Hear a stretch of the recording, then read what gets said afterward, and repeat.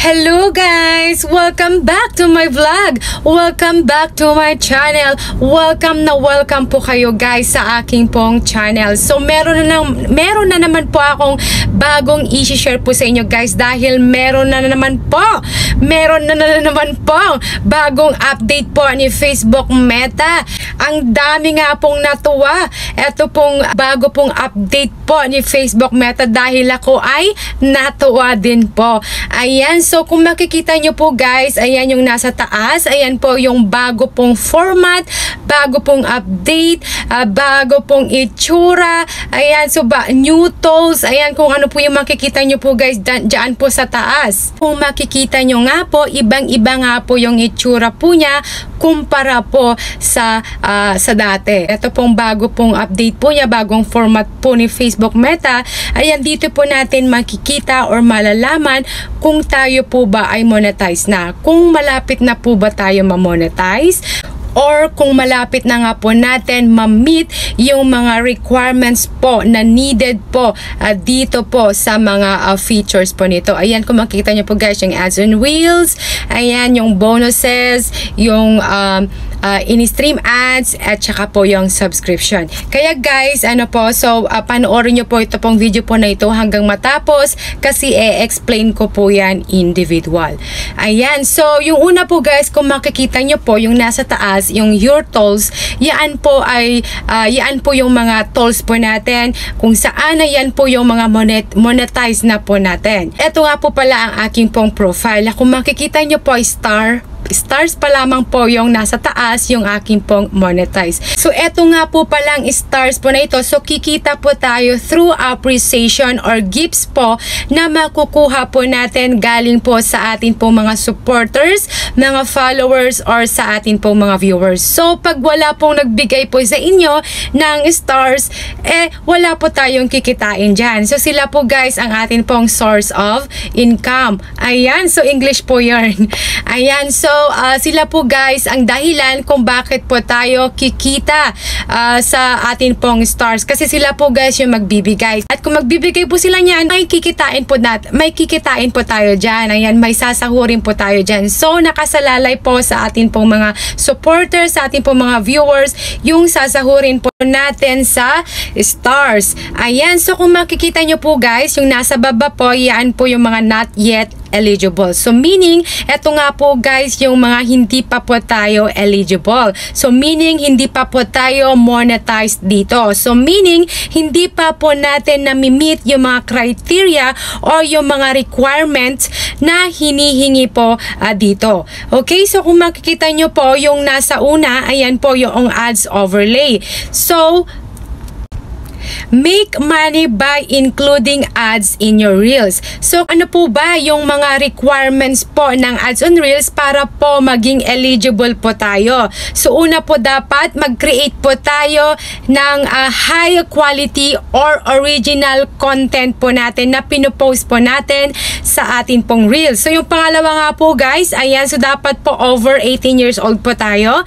And then, yung mga yung pangatlo nga po guys, be a creator using pages or professional mode. So pag profile yung gamit po natin, dapat po naka-professional mode or yung page po na ginagamit po natin. And then, dapat po naka-pass po tayo or nakasunod po tayo sa partner monetization policies at saka po sa kanila pong content monetization policies.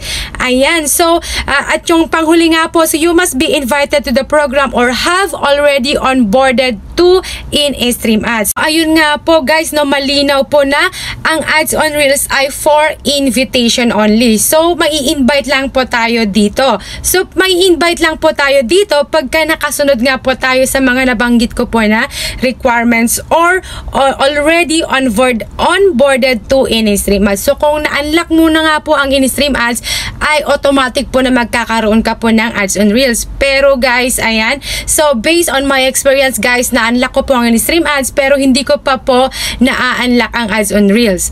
Kaya meron po talaga yung mga iba na na-unlock po ang kanila pong in-stream ads and at the same time nagkaroon na po sila ng ads on Reels. Okay, so paalala lang po guys, ang ads on Reels ay for invitation only. Para po ma-invite nga po tayo, so dapat po nakasunod po tayo sa kanila pong partner and content monetization policy. Yun nga po yung mas mahalaga, yung nakasunod po tayo sa kanila pong policies. Okay, so paano po ba ang kitaan po dito po sa ads on Reels? So kikita po tayo guys through ads. Ito nga pong overlay ads at saka yung post loop ads. So diyan po tayo guys kikita. I really hope po na malinaw po sa atin ito pong ads on Reels.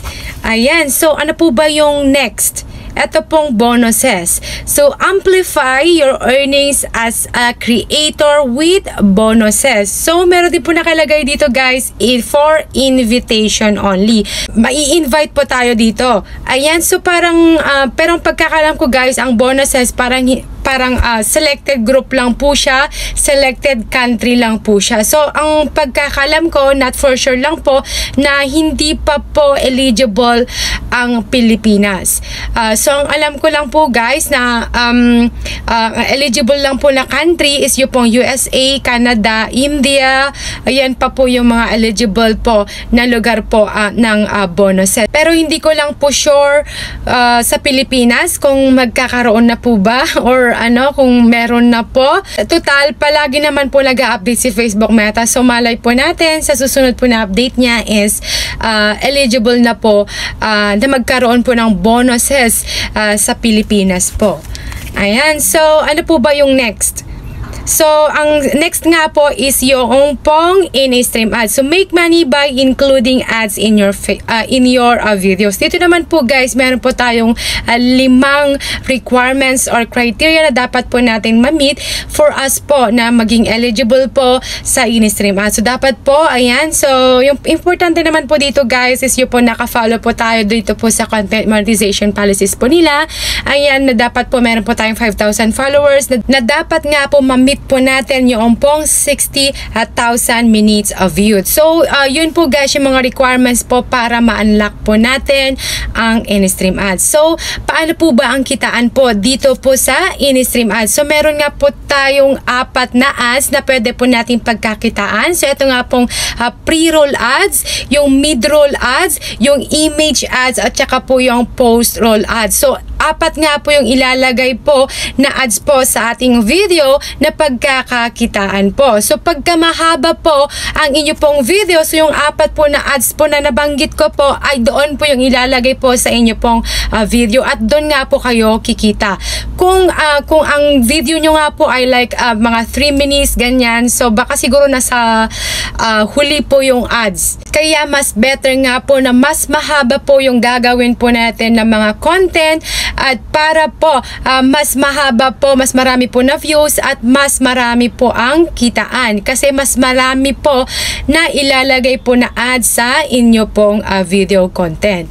Ayan, so ano po ba? So I hope po malinaw po, no? Okay, so ano po ba yung last? So ito pong subscription. So let your audience support your work with monthly payments. So guys, dito subscription guys, so kailangan po natin ng 10,000 followers. Paano po ba ang kitaan po dito? So kikita ka nga po dito sa pag-subscribe po ng inyo pong followers or viewers kung nag-subscribe po sila. At dito nga po guys, per month po ang kikitain nyo po. Pero depende po yun kung magkano po yung inilagay nyo po na per month na babayaran po nila. Kasi meron po kasing makukuha po na mga special services or benefits po na ibibigay po sa inyo pong mga subscribers. Ayan, so yan po guys yung pong subscription. So dyan po tayo kikita. So pagka may nag-subscribe po sa inyo, ayan, so meron po tayong kikitain. So pag wala po nag-subscribe po sa inyo, wala po tayong kikitain. So dapat po gandahan po natin ang atin po mga pinopost. Ayan, kasi pagka once po na nagandahan po sila, nagustuhan po nila yung mga pinopost po natin na mga content, possible po na magsusubscribe po sila sa iyo.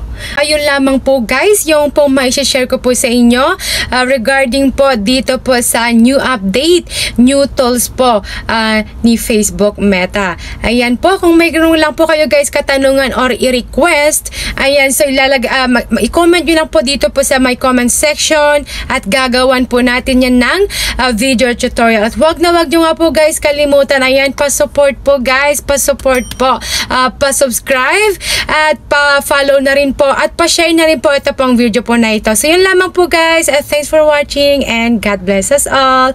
Bye bye!